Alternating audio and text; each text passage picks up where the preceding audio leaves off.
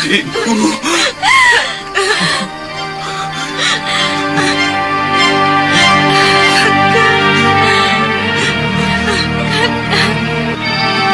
Saya pikir setelah mendapatkan keterangan tentang adiknya yang kembar yakni Ken Amanrillah dan yang satunya lagi saya lupa namanya, yang mana mereka pun langsung untuk membicarakan tentang kitab dari mana datangnya ini, kitab.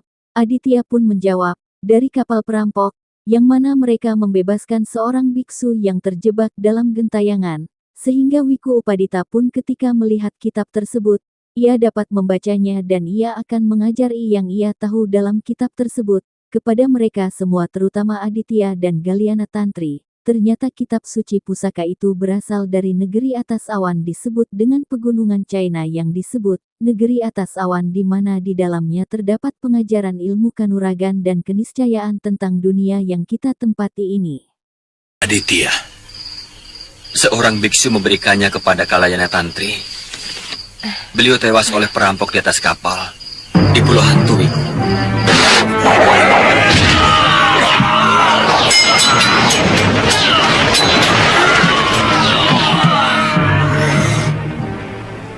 Umur kitab ini sudah ratusan tahun. Ada ajaran tentang Astawida, ajaran Buddha. 8 jalan mencapai moksa. Tapi ini Jenana Wisesa. Ilmu yang paling tinggi. Kelihatannya tentang kanuragan. Iya, tentang tenaga dalam dan jurus-jurus negeri atas awan. Eyang bisa mewujudkannya dalam bentuk gerakan. Aku tidak janji. Tapi di sini juga ada tuntunan gambarnya. Juga ada ilmu pengobatan. Wah, kitab ini benar-benar paripurna. Kita pelajari bersama-sama. Si kitab ini. Baik, Guru. Batu karang pecah terkena palu.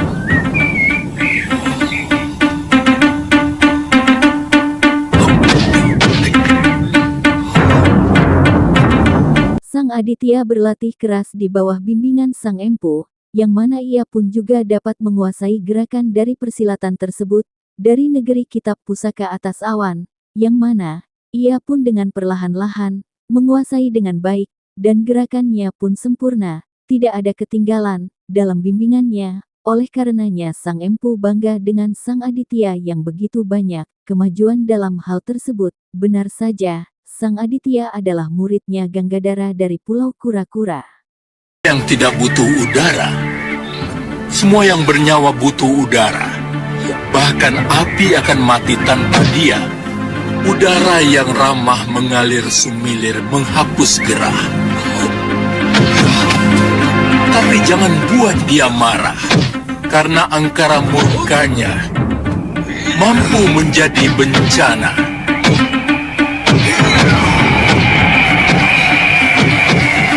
Badai dan taufan mampu menghancurkan kekuatan apapun yang ada di bumi.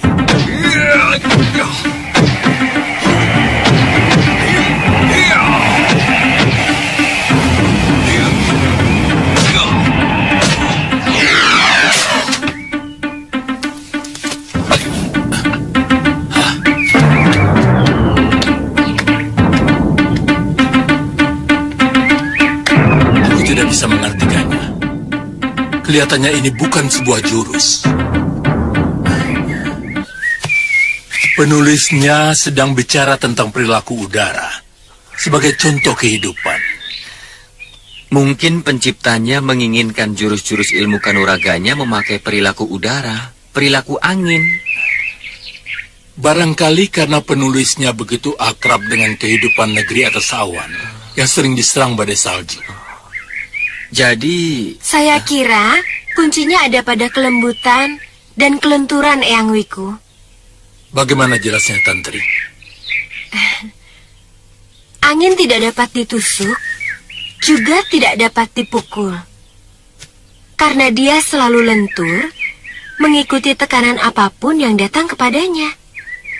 Ini Eyang. Tapi, maaf Eyang. Tapi angin mempunyai kekuatan untuk menggulung apapun, kemudian mengangkat dan melemparkannya dengan dahsyat. Seperti kata kitab ini. Oh, iya. Dengan meminjam tenaga penyerangnya. Iya. Watak dari jurus-jurus yang saya lakukan selama ini memang begitu, Eyang. Saya merasa terkadang tubuh saya seperti terbang. Karena kuda-kudanya tidak menancap di bumi. Tapi saya tetap merasa kokoh. Coba kamu lakukan secara penuh, Ditya. Mulai dari pertama.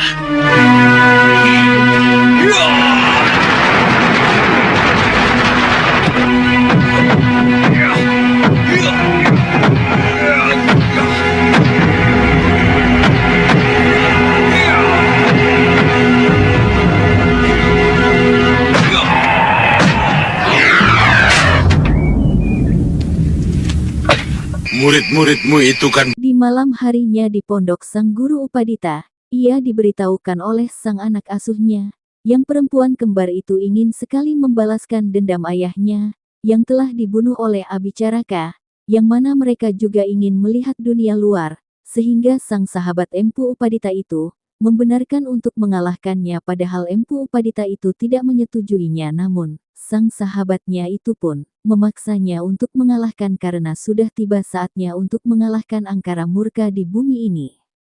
Persilatan. Kakang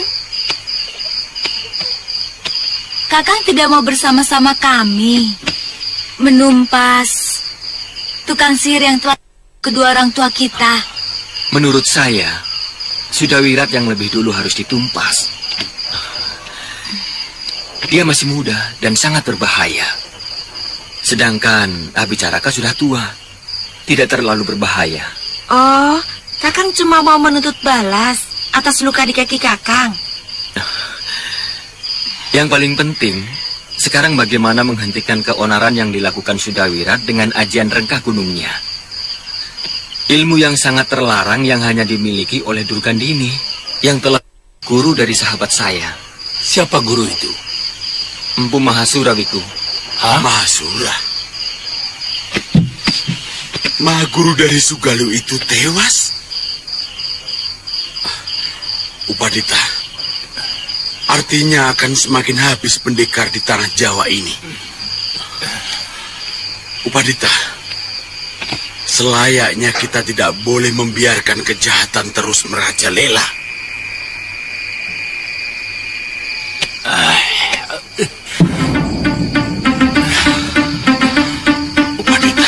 Saya hanya bisa menyarankan kamu berdua untuk mempelajari lebih tekun kitab pusaka negeri atas awan ini. Saya yakin kalian akan mampu meladeni ilmu apapun. Tapi bagaimana menghadapi Abicaraka? Keesokan harinya, sang Empu Abis Akal sudah untuk mengalahkan Aji Halimun. Rupanya sang sahabatnya Empu Upadita, itu rupanya sedikit mengetahui akan kelemahan dari sang Empu Caraka, yakni dengan cara menaburkan sesuatu agar ia dapat mengalahkan orang tersebut dalam bayangannya. Sehingga, sang Empu pun menyarankan belajar dengan sahabatnya tersebut, sehingga sang sahabatnya itu menjelaskan tentang kelemahan ajian tersebut. Kemudian kedua putri tersebut mendengarkan dengan seksama. Kami tetap bertekad untuk membuat perhitungan dengan Abicaraka. Lanjutkan, Paman. Pada dasarnya, tidak ada orang yang bisa menghilang dari Mayapada ini. Keterbatasan mata kita menembus lapisan-lapisan di mana orang yang menggunakan ajian Halimun itu bersembunyi. Membuat kita tidak mampu melihatnya. Dengan serbuk tertentu, nanti akan saya berikan catatan bahan-bahan yang harus ditumbuk halus. Antara lain yang saya ingat, serbuk tembaga, batu kapur, dan lumut batu gua. Dan masih ada beberapa campuran yang lain. Kalau serbuk campuran itu ditebarkan ke udara, mata kita akan mampu melihat seseorang yang menggunakan aji alimun itu. Meski agak samar-samar. Kita bisa menyerang bayangan itu, Paman? Tentu, karena bayangan itu adalah wujud asli dia sendiri yang menyelinap di balik lapisan udara. Kalau begitu, kami berdua akan segera mencari tempat persembunyian Abicaraka, Paman. Tempatnya sangat jauh, Chandrika. Dia tinggal di Gua Buaya Tidur, di hutan belantara pegunungan Halimun. Jauh. Pegang Yunda. Eyang, selagi dia masih ada di kolong langit, dia pasti akan kami temukan. Iya, tapi kamu masih muda. Eyang. Ditimbulkan oleh pendekar muda itu. Kami akan segera menyusul Kakang Aditya ke Malawapati. Iya. Jika tugas kami sudah selesai. Hati-hati Amaranila, Chandrika Dewi. Iya.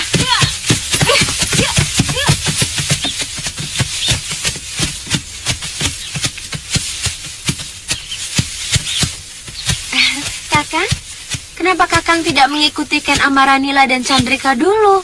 Kemudian Aditya dan Ken Amanrilah dan adiknya berpisah di persimpangan Jalan Aditya, Kemalwapati dan adiknya tersebut ke tempat Abicaraka. Mereka berpisah, sehingga mereka pun bertemu dengan pendekar tua Ki Legawa dan sahabatnya. Sehingga mereka adu bacot dan mereka pun bertarung dengan tidak bisa terhindarkan. Sehingga mereka pun tidak dapat dikalahkan oleh mereka berdua. Hingga mereka mendengarkan akan bergabung dengan Abicaraka Durgandini, dan yang lainnya menuju tempat Abicaraka, sehingga mereka pun langsung untuk menuju Malwapati untuk memberitahukan bahwa Malwapati dalam bahaya.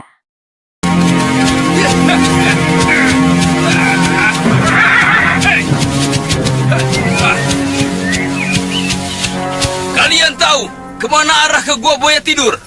Apa? Di sana tanya siapa? Apa kupingmu budak? Dia menyebut kalian, artinya ya kalian semua. Kami tanya, kemana arah Gua Buaya Tidur? Dengar tidak? Kisanak bertanya, tapi sama sekali tidak punya sopan santun. Hah? Kakek-kakek macam apa Kisanak?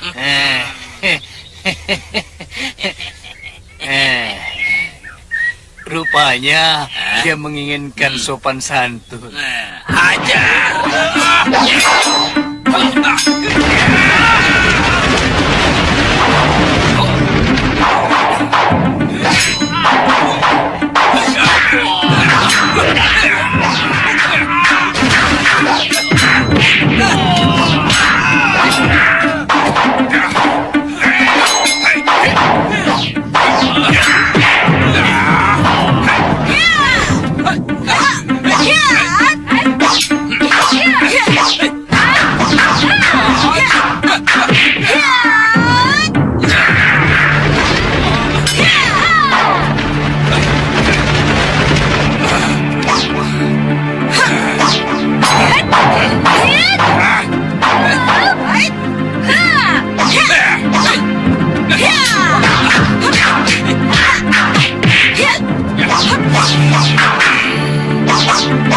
Boleh juga jurus-jurus Ayu ini.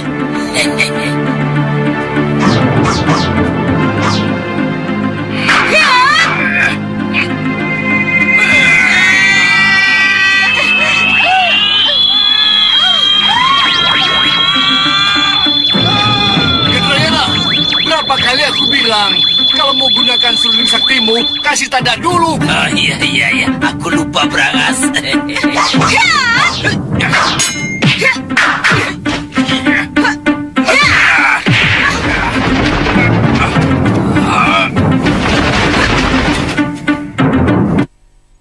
Brangas, ini gara-gara kamu.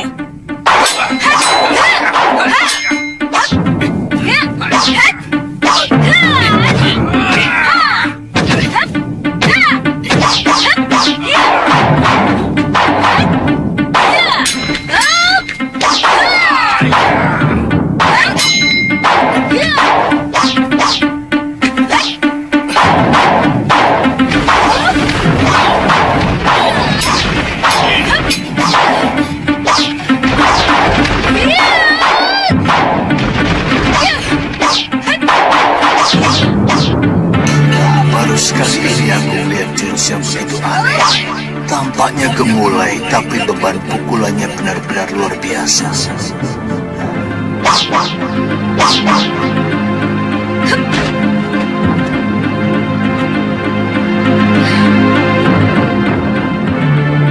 Gendrayana, tinggalkan gadis itu. Kita harus segera menemui Durgandini.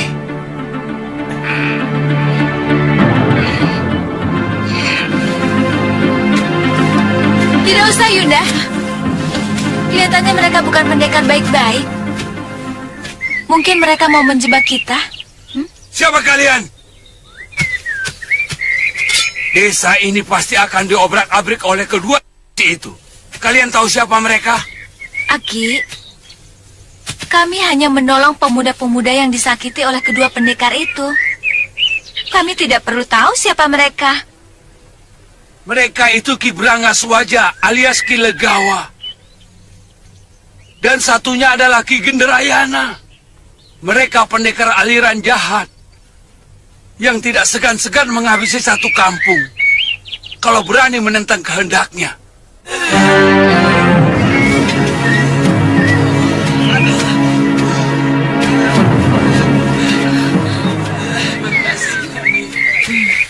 Bagaimana sampai kamu bikin ribut dengan dua pendekar itu? Maaf, Ki. Mereka mau bertanya, tapi sangat tidak sopan. Terus terang, kami tersinggung.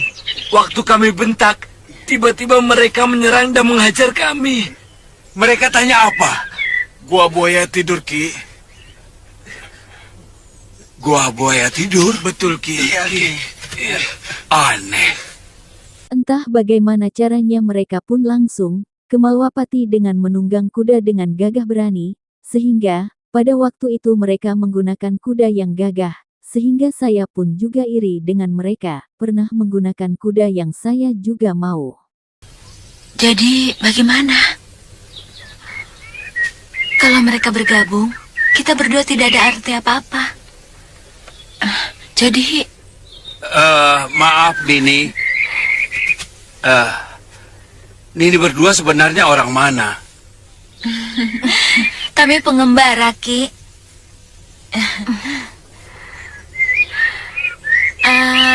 Oh iya, maaf kami mau tanya, arah negeri Malwapati kemana? Wah, masih jauh sekali, Nini. Nini mesti ke arah utara barat. Ke sana. Ya.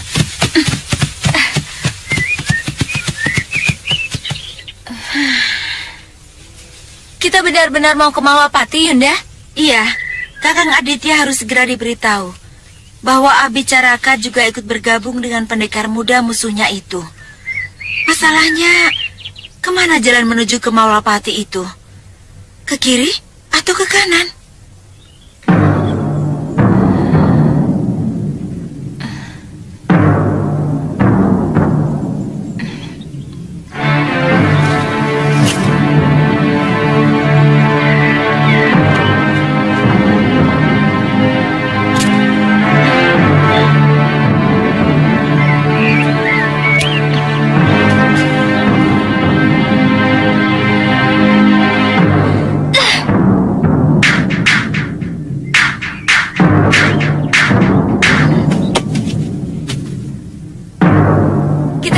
Yunda, kok kamu yakin? Itu sudah petunjuk dari Dewata. Ya, ya.